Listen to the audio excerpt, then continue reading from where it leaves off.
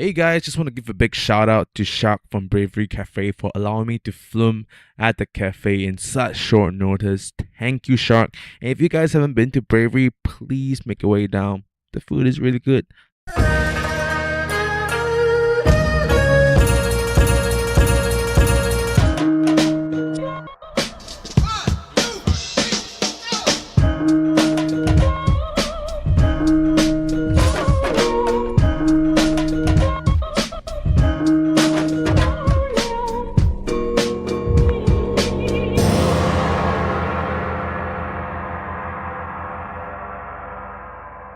Well, hello everyone. Welcome back. This is Misfits. This is where I speak to the troublemakers, rebels, and mavericks. These are the folks who see things differently, who have gone off the beaten path and found their pursuit, all living under one roof, Singapore.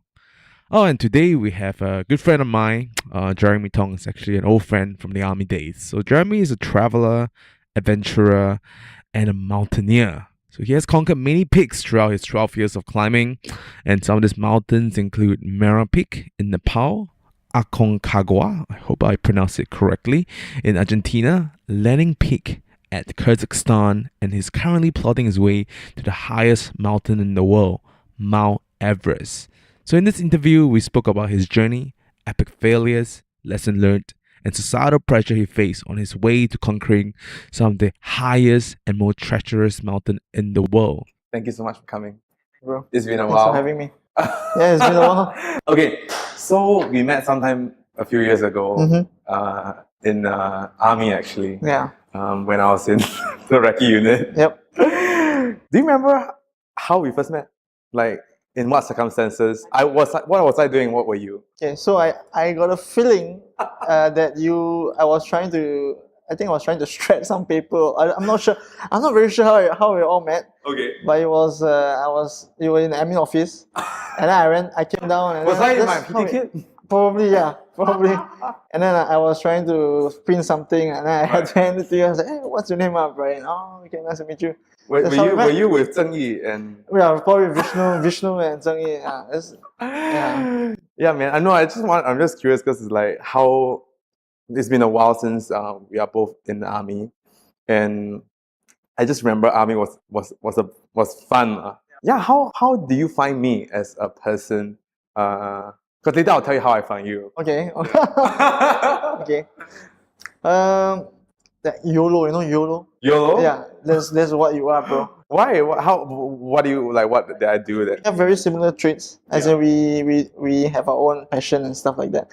But I guess your passion is a bit different, and yours is as a wedding planner is also something interesting, lah. But you didn't know that I was a wedding. But I just know that you wanted to travel to South America. Correct. That's all I knew, And you were doing it. and I did it first, and then after which you went also you went ahead with your plan. But yours was a longer period of time. How long did you went for the last time? For about 3 months or 2 months, 2.5 months. Yeah, I always. Yeah, yours was Yeah, it was a year, 14 months. way longer. So Yeah. basically, I think I remember when we are in the army together, which I usually am in my PT kit in my office. You'll be either asking people for money. Oh yeah. Yeah, I was trying to get the sponsors for that. as well. And then you'll be in the computer lab on top of me, like designing a thing. Then we're going to the officer room to ask Pitch my to pitch your pitch, proposal. right? Yeah, exactly. And you have like, and also you I had a pitch it. proposal and Yeah, stuff correct. like You that. pitch you ask too. Yeah. And you didn't donate. I did. You did not donate, bro. I did not donate. Are you sure? Are you 100%? Yeah, 100%. I have the list. Yeah. I was earning $400 only, while you were earning $1,000. That's true. But it's okay. We managed. Oh, you managed it. So what was that donation for back then? That was just to fund the trip, and it was to represent the Combat Intelligence School. Yeah, so that was like I'm trying to get some sponsorships from the senior officers, and that was it. Yeah, And that was for your 3-month South America trip. and so part of it was to train to climb also some mountains and here and there. That's pretty much as much I know you from then to now. Maybe you can give me like a 3 minutes of like timeline of like if your life, like what happened from then to there. Wow. Okay. from the time we. Like school. I started mountaining, and then I went to work here. Then 3 minutes. So after army, I started climbing like in different places in China, and then I went to in Bolivia, and then I went after that I went to school. So I went to do my NTU, and then I through the 4 years I was just keep climbing around the world, Nepal, India, and then I failed a couple of times, like quite a number of times, like 4 to 5 times, and then and then epic fail, almost very very difficult times. It's not like you're gonna die kind of feel. Certain portions sometimes yes, but it was different situations lah. Yeah, and then after that I kept climbing, and then I went for one of the expeditions, and I thought, okay, maybe I should try for Everest, Mount Everest. So and then the thought started to play in my head, and then I started to think of many other people who have climbed it in Singapore, and then I thought maybe I can be just like them. So then I wanted to do something for a good cause, and one of my uncle, he actually had cancer, so that's why I decided to twist my expedition to do it for cancer. So the cause became to climb for cancer, and that's how it all ended up. And right now that's what I'm doing now. I'm training to climb Everest. From wanting the idea to right now, how long ago was that? About one and a half years. I was starting to think about it, and then I put the plan into action probably about 8 months ago. And then I sit down and I plan out everything what I want to do, and then that's how it is now. Yeah. But before that, what was the plan before Everest? I mean, like there was a sort of like 2-year goal, right? Yep. And then sort of Everest came into it. So my plan was always to try and climb higher and higher. So I started doing 5,000 meters, and then I did 6,000, and then I failed a couple of times at trying to reach the 6,000 meter peak, the standard. Yep. And then after that, I managed to summit one of the mountains, and then I went on to try a 7,000 meter peak, and then I submitted that, and then that's when I decided that I think I'm good enough. I passed the qualification mark, and I decided to try for Everest. And is Everest the pinnacle? Is it like 8,000? It is. Okay. It's almost 9,000 meters. It's the highest in the world. It's 8,848 meters. So it is, to many people, especially in Singapore or in the world, people only know Everest. Yeah. So because it's the highest in the world. So that is one of my dreams to climb it. But of course, after Everest, then there might be other plans. You never know. Yeah. If I survive it. Oh. If I survive it. Yeah, well, you spoke about the epic fails in Nepal? Yeah, Nepal, India. What happened there? And it's a few times and it's continuously. Yeah. Oh wow. So I actually climbed in Bolivia, one of the very first few mountains, and it was about 6,400 meters. And I suffered a serious case of altitude sickness, where you get headaches and vomiting and nausea at about 5,600 meters. So at that point in time, I thought, okay, my climbing career is like, I think I'm not suited for this. And so I wanted to try again. I went to India, and then I climbed this mountain without any guides with my friend, and we also failed epically. Same problem? Different problem. This time I was acclimatized, but when we went for the summit, we didn't go with breakfast. We just went up like a hero, and we just went up lah. Yeah. So straight up to the summit, and then we turned back halfway. Yeah, that was the second failure, and then there was a third failure in Nepal. And what your friend actually wanted to go up? He was ahead of me. Okay. And then I was trotting at the back behind him, and then as we were walking, and then he said, "Okay, I have had enough. I'm done." Or him? He said he had enough. So then when he told me that, I also thought to myself, I'm also done because I'm too tired. Yeah, because it was like we started off like at around 11 p.m. from the base camp. And it was around 5-6 a.m. that time, or 7 a.m. So it's most probably about almost 9 hours of climbing already. And then we decided, okay, we're still gonna be another 9 hours to go all the way up and come down. So if we went up, we'd probably be too tired, and we decided the best decision is to turn back around. Right, you don't even think of like resting? No. Rested a bit. But the more you rest, That's the true. worse you get. So it's best you make a decision on the spot and then you make your way. Yeah. Saw you That took was some another trip. Indian photo. Oh picture yeah, of yeah, Facebook. yeah. I had made 2 trips to India. So the mountain that I failed in, I went back the next year to climb it and research. And that was the And you mountain had that breakfast this time. this time we had breakfast. we went prepared with guides and everything, and with a team of ladies. I was leading a group of girls. I mean, ladies, and they were really strong. They were really Yeah, but only one submitted with me. Yeah, so 2 of This us time, what made you think that you could climb that mountain versus the last time? kind of pissed off. Like we didn't make it, Right. and we. And it was the breakfast. It's it like, was- this yeah, time we're gonna whack This time the we're gonna eat breakfast. breakfast. We're gonna go prepared, bring water, and we're gonna go prepared with the right amount of equipment Right. and with the guides and everything. Right. So I was determined to get it done. Yeah, I mean, if you want to fail once, you don't want to fail twice. Once bitten, That's true. twice shy. So That's true. I try to get it. And like for the first time versus this time round, if you were to do it again the first time, what would you have done different? And do you think that the thing that you have done different would be able to get you to the summit? Other than breakfast, right? Yeah. Okay, so I guess preparation, mental preparation, because we went there. We started the trip from Kolkata, which is the east side of India, and then we took the train, and then I think it was basically the we had a lot of time that we were not doing anything, and we were just traveling.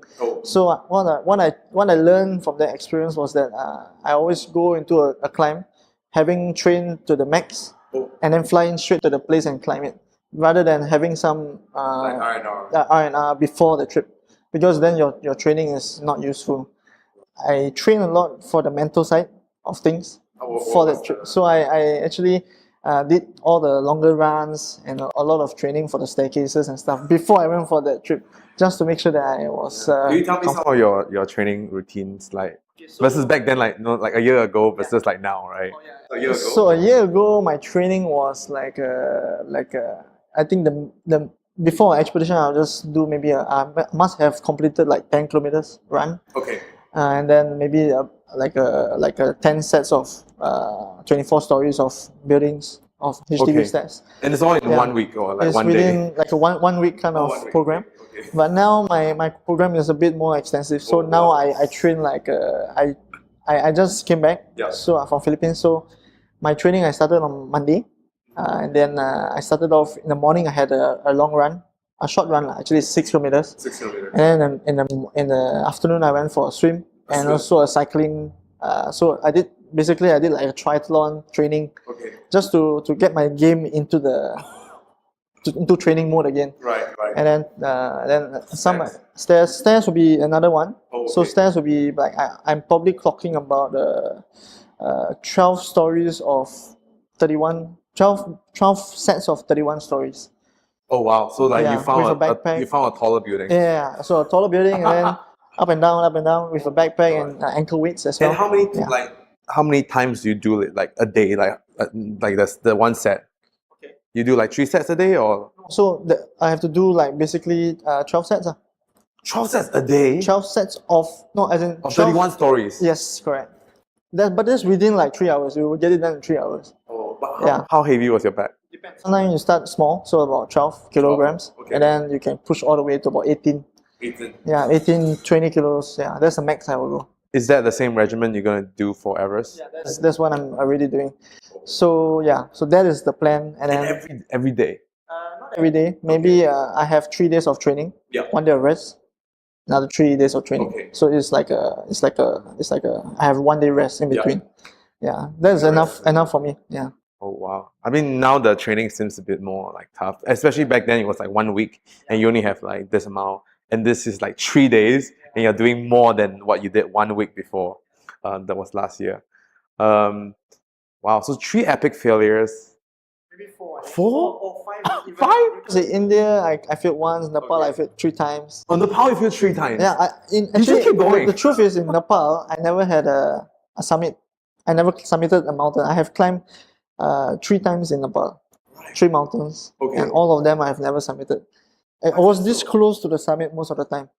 It depends. It depends on sometimes because I always climb at the wrong timing. I always climb in winter. Oh, So that is why was it very the cold. flight? Was the flight No, cheaper? because it's my school period of holidays. Oh, that's. Are you still studying or you're I done? graduated already. Okay, so you can go I'm somewhere. done. Yeah, I can. Yeah, yeah. So that's the plan. Yeah, Okay. yeah. So usually I go in December to Yeah. climb. That is winter. It's usually very much colder in Nepal. So the temperatures will really dip a lot more. How? We're looking at maybe about minus 20, minus 30. Minus 20, minus 30. Yeah. That's. Is that snow? Yes, you're climbing on snow. Huh? Yeah. Also, you're climbing on snow. Yeah, it's all snow mountains, and snow and rock. Snow and rock. Yeah, and then it's even worse because in winter, because the wind is stronger, Right. the snow freezes, becomes ice. So, Oh, so you it gotta have becomes the- trickier. The crampons. Okay. Yeah, the spikes. Yeah. But if you were to go summer, then there wouldn't be snow. There will still be Oh, there will still be snow. There will 100% be snow, but the conditions are different in terms of the wind, Right. in terms of the temperature. It will dip a little bit. Not so cold in summer. Yeah. So after that, after the 5 time of like continuous failure, the success was the one back in is it India? No, so I succeeded in India the second round, Yeah. and then I went to Africa to climb Kilimanjaro.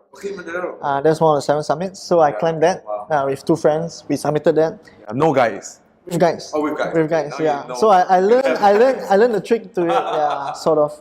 Yeah. And then after which I went to Kyrgyzstan, Kyrgyzstan. and then Oh, that's the one. that is the most recent one. No, the second most recent one. Okay.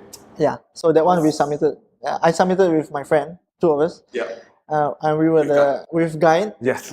2 guys in fact. Two guys. Amazing because Why do you need 2 guys? okay, so basically what happened was interesting was Right. one of the guys. Okay, so we all took turns to fall sick.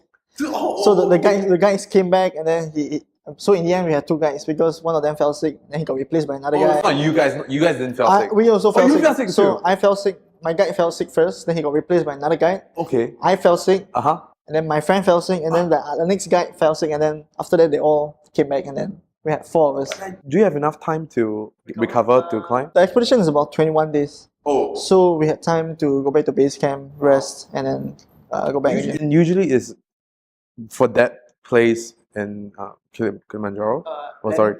Landing Peak is always 21 days, like quite standard. Depends. Sometimes you can drag even longer if you are not so. So 21 is the shortest. The optimal is the normal. Yeah, you can do it lesser. Some people can do it within like I think about 15 days or 16 days. I never know. I thought it's like a 4 days thing. Yeah, no. Big mountains are usually very long. Usually a long times. So maybe you want to break down to me how does like 21 days sort of like. So how it works usually is you will have to climb up to a certain campsite. For example, you have to climb to Camp 3. Camp 3. Yeah, so Camp 1, Camp 2, and then Camp 3. Yep. And then following which you descend all the way down to base camp. Oh. So you go back down to base camp and you take a rest, Yeah. a proper rest. Proper rest is like. 2 Proper days. rest is like 2 to 3 days. Okay. And then you go back up all the way up to Camp 3 and then you try for the summit from Camp 3.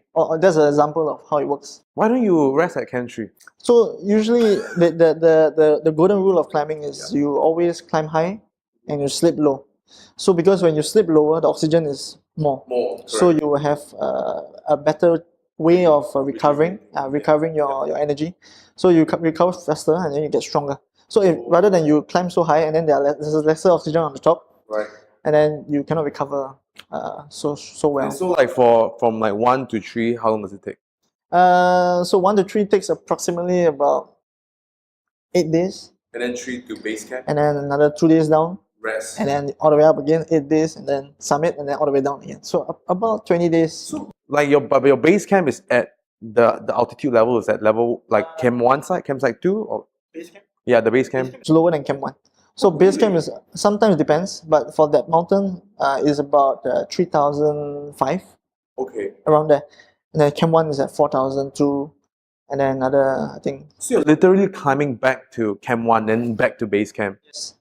all the way up and all the way down. But for that trip we didn't go back to base camp. You did it. We just stayed at Camp 1. Yeah, because Camp 1 is fine. It's quite good enough. yeah, it's quite provided for. Okay, I mean there's enough food and Food and services are available and stuff like that. this is at where? It's in Kyrgyzstan. Kyrgyzstan. I never been to Kyrgyzstan. It's Because beautiful, it's like all the beautiful pocket- place. Yeah, alright. Central Asia, I heard. Kazakhstan. and Uzbekistan. Yeah. And you know how tell me about the country. I mean, like, it's just me personally. So it was ex-Soviet Union. Okay. So the people there, they speak a bit of Kyrgyz language. Kyrgyz. Yeah, and also like they speak Russian. Oh, Russian. Yeah, So it's very rough. Very, yeah, they sound very scary. Yeah, and yeah, it's very cool because but it's a bit like a developing country Okay. because they don't have much infrastructure and stuff like They that. don't. Yeah, they only have beautiful mountains and yeah, they have, and it's all Muslim countries. Oh, So it's Uzbekistan, yeah, Uzbekistan, Kazakhstan, Kyrgyzstan, Right. all of them. Afghanistan is all the Muslim. So no alcohol, no pork. But apparently they are a bit they are a bit liberated, so they are Oh, not so. no alcohol. Yeah, they are. I think they are fine with alcohol. Yeah. I don't see them drinking, but don't- it's sold in. They sell it there. They sell it. Yeah. And is it the special alcohol that they? I didn't try it, but Oh, you because, didn't try it? because, Oh, yeah, because when I was you're there, climbing, you're climbing. my climbing expedition was with a Russian company, Okay. so it was run by Russians. Oh. Yeah, so the base camp is they all have a lot of vodka, Russian vodka. Also, and there stuff. is already. It's already there. Yeah. So I didn't really try the But the is local. was it meant for? Should you try? I mean, because you're resting, I right? drank it halfway through because the Russians offered me, so I had no choice but to drink it. Yeah. Okay. Yeah. This is okay. So after that, then the most recent one that would be. The one in Argentina. It's also another 7 summit. So I tried that Yeah. with a friend of mine, 2 of us, and then he fell sick. Yeah. He felt really sick and he had to give up. So he went all the way back, and I went for the summit alone. I tried it alone. No guy. No guides, nothing. And We didn't. I didn't summit. I turned back halfway. Yeah, I was feeling good. I was feeling very strong. But why did you But not I summit? figured that because I was going from camp 3. Usually people go from camp 4. Oh. Yeah, so- Why didn't, you didn't have enough time. My tent was in camp 3. We pitched the tent at camp 3, Oh. and one person to bring the tent up to camp 4. I didn't want to do it, Oh. so I went for the summit from there. But I was very close. Oh. I could see it, You could see it. but I turned back. Yeah, because I knew that if I went for the summit, It'd be hard to come down. I do not And know. plus you're one person. and 1% and no guys, and Yeah. I But was that's what but I was happened- feeling strong, but I just felt that it was the right Maybe decision to turn That back. was a very risky. It was a risky move. Hey, so can I ask why mountaineering? Let me tell us what have you tried and that leads to. My very first mountain was in secondary 2 when I was 14. Is it the one in Malaysia? Yeah, in Malaysia. So that was it's called Gunung Ledang, Mount Ophir. So I climbed it with some boys when I was in NCC, Yeah. CCA. I liked the experience because it was camping and stuff like Yeah. that. And then the sunrise, we saw the sunrise, and it's something that I felt was manageable. It was something. It's not something that I was struggling with, but it was something that I was able to do it Yeah. and do it well. Yeah. And then I went on to Kinabalu, Mount Kinabalu. Kinabalu in Site 4. I went for that trip with the school, Yeah. and then that kind of sealed the deal Oh. with what I wanted to do, sort of. So when I was Sec 4, and then I graduated from O levels, and then I had to choose because I completed my O levels, and then I did quite okay, Oh. but I decided to choose to go to a polytechnic. I went to Republic Poly to do a diploma in outdoor and adventure. Yeah, so Is that something? it is. I was the pioneer batch, Oh. so it was also another risk. So I took the risk that I wanted to do something different because everybody from my class, we were the top class, one of the top class, Uh-huh. and everybody went to junior colleges and stuff like that. I was the only one that made the decision to do something different. Wow. Your mom supported you? My mom, she's very supportive. Actually, she does support whatever I want to do. Yeah, She yeah, doesn't make the decisions for me. That's very nice. So I sort of have the choice lah, Yeah. the autonomy to do whatever I want to do. And then after which I tried doing all the different types of CCA to experience what is it like. Like I did rock climbing, Yeah. so I was in the bouldering club, and then I did the trekking, Trekking. and then I thought I want to mix it up together. Yeah. So I wanted to do like mountaineering. So I joined the mountaineering club in RP. From there onwards, I wanted to do this. What made you choose? I mean, when you're in RP and also now, right, as a career. For me, it was trying to explore what I had inside. Because when you're climbing, you experience a lot of different things. Like you experience you're short of breath. Okay. You are so tired, you can't think properly, and then the oxygen is so little. And it's not something that everybody likes. because you must be comfortable being uncomfortable, and that is not something that normal people would be comfortable in. Yeah, and that was something that I felt that I could do, I could endure this, Yeah. and it's something that I liked. Yeah. I wanted to see how far I can push my Yes. physical and mental limits. And so that's why I decided I'm going to try even bigger mountains and see how far I can push the boundaries. From climbing Mount Ophir to Everest right now, what has your view of mountaineering changed? You know, like the business. Now you know the business side, the marketing side, the raising fund side. I mean, this is just for people who maybe want to be like you, to climb Everest, or to want to choose it as a career. So you are a few steps ahead of them. What would you tell them from where you see right now?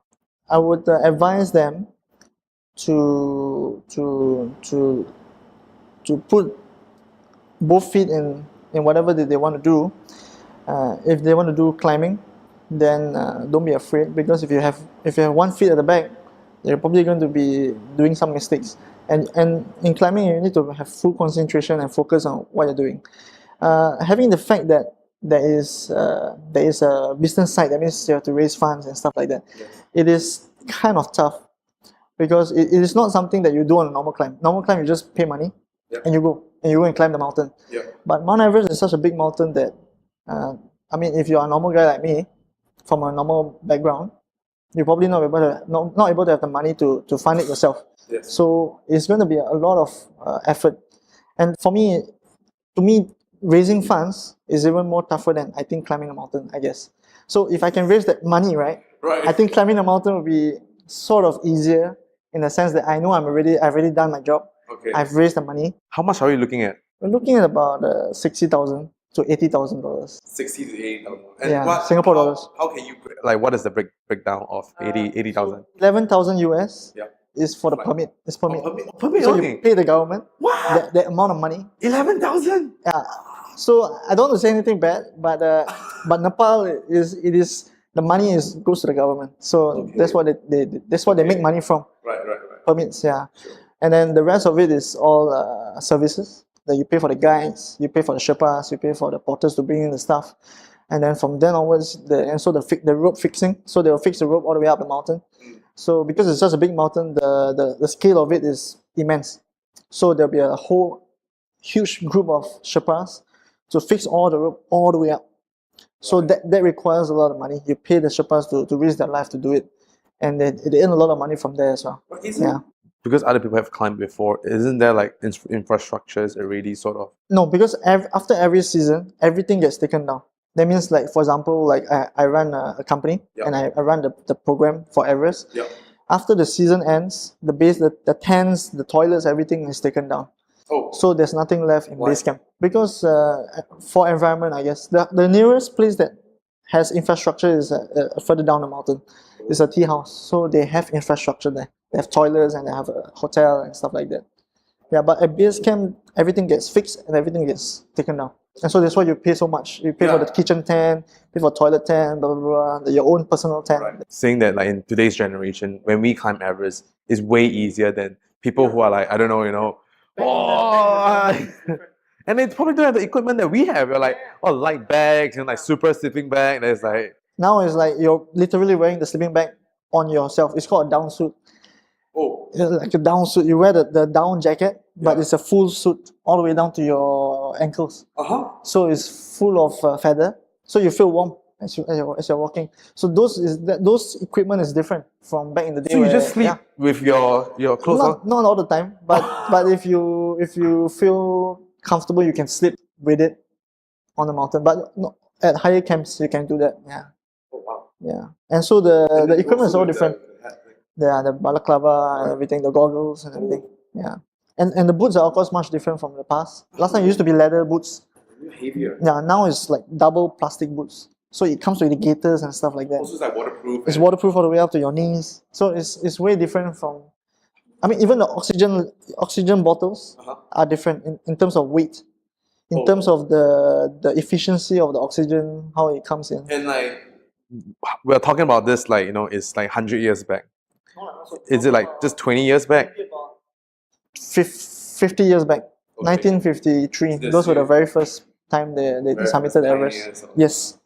And how did they were they sponsored? Was that North Face? No, nothing. They were doing it for nationalistic purposes. Wow. And the Sherpas they maybe. They in fact the first two climbers that submitted Everest Yep. is Edmund Hillary and Edmund Hillary. Tenzing Norgay. So they were a team. So Okay. this guy is from New Zealand and this guy is from Nepal.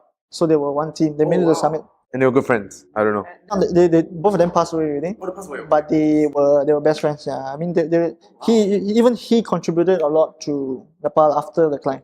Like in terms of Education, he has a school named after him, okay. and those are schools for the Sherpas, for the Khumbu region of people, Yep. for the Sherpa people. Yeah, so his school is still existing now. Very interesting. I don't know if this question applies to you or not because it actually really doesn't apply to me too. Sounds interesting. Yeah. Well, the question is, what's the toughest period of your life, and like what do you attribute to got through it? I mean, my life has been pretty smooth sailing. I don't think I have like big thing that versus other people. Do you have anything, or you think it's quite other than the epic fail that you spoke about? Yeah. For me, it's been it's pretty smooth. I've come from a normal background. I studied hard in my school, Is it? and I realized that education is important for me, Yeah. but it's not the most important. The most important is to follow your passion. So that's where I am right now. I guess the difficult period was not really. I don't really have. I think the probably is Same. if you're going to look at the difficult period, it's probably now, because now I'm not working. I have no money. Yeah. What I'm doing is I'm just trying to find my sponsors, and that is tough. That is Yeah. tough. Yeah, and then surviving on just basic, and then training hard also. Yes. Yeah. That is, to me, Is that's your quite challenging. parents? Supporting me. Yeah. Are they? Sort of, but my mom quit a job, so now Oh. I'm like I don't really have a allowance, so I'm just trying to survive by working part time here and there. Oh, wow. Yeah. Well, I will link to your thing after. Hopefully, we edit this video really quickly, and people can sponsor you. Do you start a Kickstarter? Maybe. I didn't start. Okay, but let's look for a title sponsor first, right? Oh yeah, I think this question is also sort of explain about SMU, and basically it's asking about now you finish SMU, right? And all your friends probably have really gotten like jobs that pays them money that they can afford nice meals and movies and go Korea and buy nice things. Do you feel pressure at any point of time? No, definitely not. No? 100% no. You know why? Yeah, why? I just made the decision to start Yes. doing something different, Yeah. and that is something that you're only young once. You only can do it once. If you get when you get a children, you get you get married. Yes. How are you going to climb? You're not going to climb. So you're going to do it now. That's great. Yeah. So I won't be the one regretting it. They will be the ones regretting it. So I think let's move on to like relationship. So you're a really passionate person in terms of like living your passion, living the life that you want to live, not just in sports also, but also in your relationship. And you told me, correct me if I'm wrong, it's 6 years. 8 years. 8 years. 8 years. Oh. Yeah, we've been together for 8 years. Yeah. Well, how did you do it? I don't And know. tell me like a short story, like Okay. About how we started or what? how you Oh, started, okay. and then how the How the did it relationship. last? Okay. Yeah. So we met in poly. Yeah. She was a climber. Oh, jeez, okay. I'm still a climber. Yeah. She trashed me. She trashed you. She trashed me, man. Yeah. She's way stronger than me at that point of time. Oh. So we were trekking this mountain and Gunung Kerinci in Indonesia, Okay. the highest volcano in Indonesia. Yeah. And then the three of us submitted, me, her, and another my friend. Yes. So she was way ahead of me, and then I felt, wow, this girl was really strong, and I mean, she's beautiful also. Yeah. So if I admire her to the point of time where I decided, okay, I'm gonna ask her out lah. So Right. that's how it all started. Yeah. So How was it like? What was the first date situation? First date was In the awkward. rock climbing gym. No, it wasn't. No. I decided to try things to do a bit normal. Okay. What So was I normal thought, for okay, you? let's Starbucks. go for a movie. A movie. Okay. Yeah, because I'm a climber, right? So I thought, okay, let's do something normal. Movie, Yeah. date, and have dinner. Have dinner. Yeah. So I just wanted to get some ask her some stuff, Yeah. and then So it was a simple date. Okay. And then after that we went doing other stuff like picnics and stuff, because I wasn't really that kind of movies and Right now. dinner. Now I'm sometimes I do it a bit, but I still prefer to go and do picnics and something more outdoorsy and Yes. rather than in the Well, in Singapore, shopping mall. where do you go picnic? Botanic Gardens, UNESCO Heritage Site, bro. Oh, Yeah. yes, I know that, but like, is there a spot like that you go? It's a secret spot. I Oh, can it's a tell you. secret. No, okay, it's not. It's So just is it near the Victoria Hall, right? There's a it- hall there, then that's where everybody is. It is near the where the it's where they always there's this pond, Hall. and then there's this theater or something like Yes, that. yes. It's opposite. We usually have it. We just Okay. Oh, so it's not like a secluded spot, lah. It's like. set the mat and just chill out. Oh, okay. I thought I really got a secret spot. So, what's plans after? I mean, it sounds very far away, but after Everest. So actually, it's a secret, It's a secret. Okay, then. but I can just lay A little out bit? a little bit. Yeah. So most of the people that climb Everest, Yes. they look beyond Everest. Yeah. They look at the 7 summits. You already did a few. I've done Kilimanjaro. Yeah. I've tried Aconcagua. I'll probably go again this year Oh, again. if my because my funding is I secured some funding, Yeah. so I'll probably do it again. Aconcagua in Argentina, and then there's also the other peaks in North America, and then there's one in Australia, Papua New Guinea. So I'm gonna go and try the one in Australia as well this December. So I'll take off a few first, so that when I climb Everest, it'll be easier to finish it off. Yeah, and so I plan to be the youngest Southeast Asian to complete it, Oh. the 7 summits.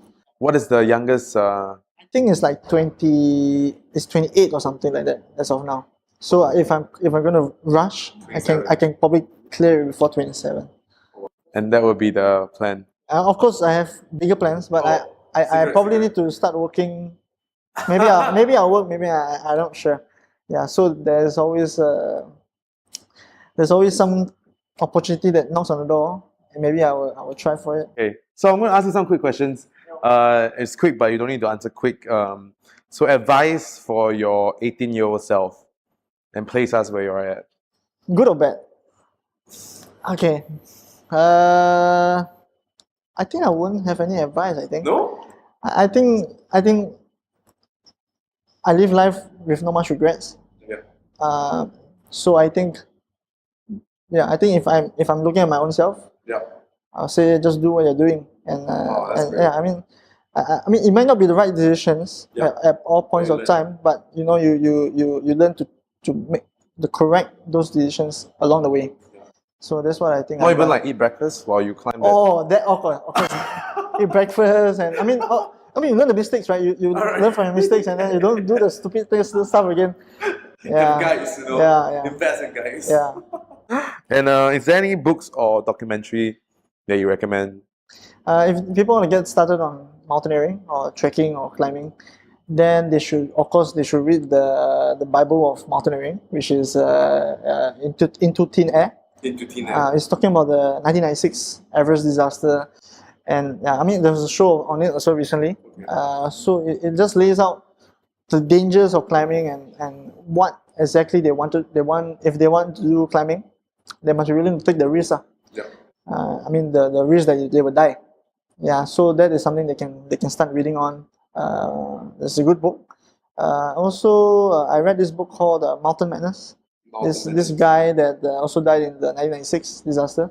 But they wrote a book about him. I think it's a biography. Someone wrote it for him. But it's just talking about his life and how he also just live his life with passion and follow his dreams to climb. Yeah, regardless of the situation, Oh yeah, wait, there's another book. There's There's a Singapore mountaineer. Oh, okay. He's a Singapore adventurer. Yeah. He's quite famous. His name is Kushi Chow. So I read most of his books. I think he has 4 books or 5 books, I think. Right. But I read most of his climbing stuff. Yeah. One on the 7 summits, and the most recent one's on K2. So he attempted K2, and he was writing about his life, like how he survived the mountain, because 1 out of 4 people dies on the mountain. So if there are 4 of us, 1 of us is gonna die, for sure, 100%. 100%. Like 25% you will die, Why the hell do people want to go die? because there's the thrill. There's the thrill of climbing. You never know what you can explore. Where's this K2 thing? It's in Pakistan. So it's the second highest mountain in the world. But it's actually more dangerous than Everest. If you compare the statistics, yeah, it is tougher. Yeah, I mean because of the face. Because if you trip or you fall or whatever, your body will be a base camp. In pieces. Isn't there any ropes? No? There will be some ropes, but if you unclip and you miss your step, then you're gonna fall. And certain death, confirm. Certain death. Certain death.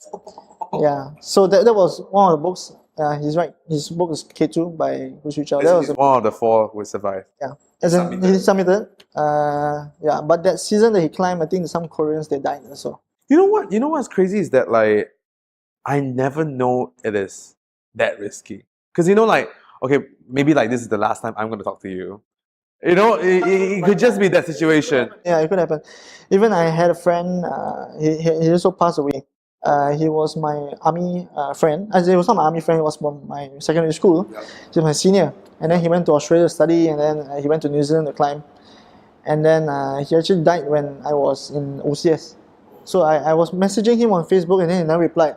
So I was like, why is he not replying me? Yeah. So I sent another reply, and then after that, one of the training days, I was just looking through Facebook, and there was a post and saying that he had died on in Mount Aspiring. So he fell. Yeah, he fell the height of I think 5 Singapore Flyers, so all the way down. Yeah, so tragic, but yeah, but I mean it keeps me grounded lah. Yeah. If you have a bus poster anywhere, I mean you can design it. Okay. Yeah. Or MRT, MRT carriage. What would you put on it? Eat your breakfast? No. I think it'll be good to say one life, live it. Yeah, you only have one life. I mean, the reason why I'm climbing for cancer is because people die every day. I mean, 37 people in Singapore are diagnosed with cancer every day, and they don't get to live beyond like 2 to 3 months. They die within the period of time. So they get to live. They are trying to live their life lah. Yeah. So that's why I would like to. I mean, it's not all about chasing the money. It's not about the rat race. It's not about education. I mean, it is about. I mean, it's about getting enough money to survive, but it's also doing what you want and being passionate about what you do. When you think of the word successful, who came into your mind, and how would you define successful? One of the people that I feel that is successful to me is I think the same guy that I look up upon, which is the guy called Hu Shuqiao, because Did you meet him? I met him. We were friends. So, but he's quite nice. He's a very nice guy.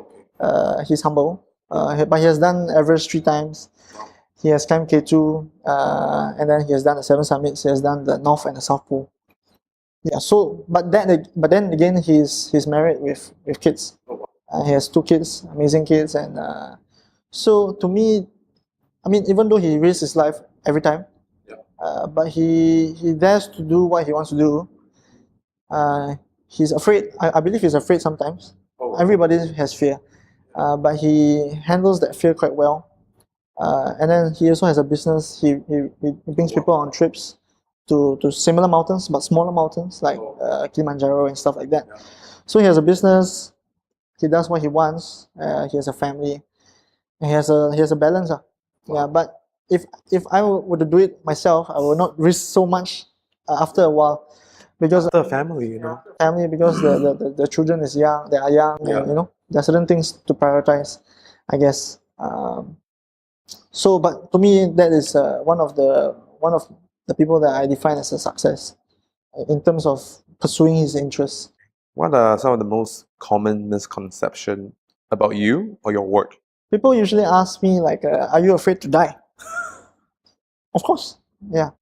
They think that it is a very irresponsible kind of activity or a job or a career. But I mean, for now, it's not a career yet. It is still it's still quite premature. But people always think that it's very dangerous and all that kind of stuff. But if you look on the bright side, you get to see what nobody can see. I mean, you see the world. Yeah. So only you can explain to yourself. I mean, only you know that you have seen that.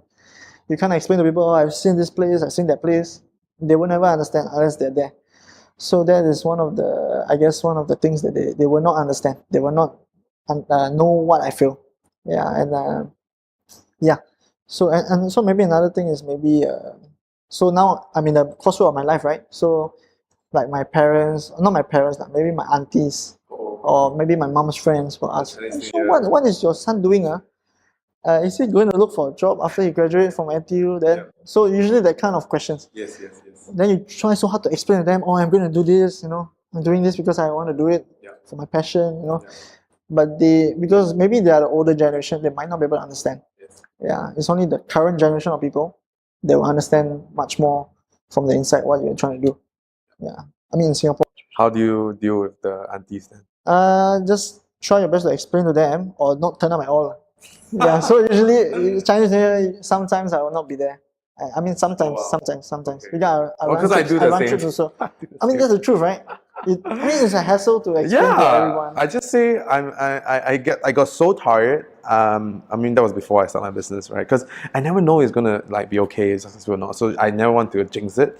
So I just like, nothing. I'm just relaxing, That's what it's. Then again, the good thing is, after a certain period of time, when you are good at it, Yeah. I mean, you appear on newspaper and stuff like that. People who don't believe in you now become your followers. But which is funny though, right? Yeah, so they like, oh, this guy is good. I mean, so sometimes I really don't get it because is it because of the newspaper or? I try not to affiliate myself with somebody that's appeared in the paper. I'm just a normal guy. But I guess it helps to create some credibility for the people who don't understand. Yes. Yeah, that's what I think. Okay, so I think to wrap it up, where can people find you on the internet and donate and say hi and all that good stuff? You can find me on the internet. Just Google my name, Jeremy Tong. Oh, first. You see some links from there. The probably some articles. Then also you can, if you want to donate, you can donate. You just Google Everest for Cancer 2017, and the first link you can donate over there. And that's you. That's me. That's my portal. Yeah, and then if you want to find more blogs and stuff like that, you can just find from there. It will all be there. Okay, what's the link so I can link it later? So my blog is called Jeremy Tong Climbs. Okay. .wordpress.com. And then of course I have my websites, Everest for Cancer 2017.weebly. And then I also have Facebook pages. Yeah, so you can find me there. Well, thank you so much. Good luck finding sponsors and yeah. But done. It's a wrap. Yeah.